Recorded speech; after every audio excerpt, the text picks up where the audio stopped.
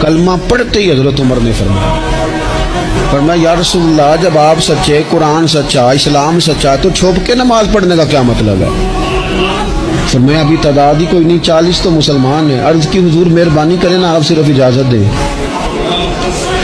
20 لوگوں کی صفیں بنا دی گئیں، ایک صف کے آگے حضرت عمر ہیں، ایک صف کے آگے حضرت امیر حمزہ ہیں۔ جناب عمر کہنے لگے چونکہ آپ اللہ کے رسول ہیں تو لہذا نماز بھی آج اللہ کے گھر میں پڑھی جائے گی۔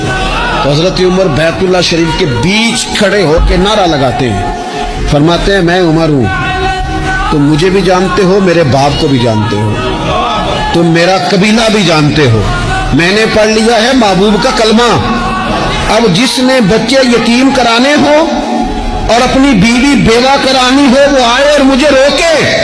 یہ محبوب اللہ کے ہیں اور گھر بھی اللہ کا ہے، تو نماز بھی آج اللہ کے گھر میں پڑھی جائے گی۔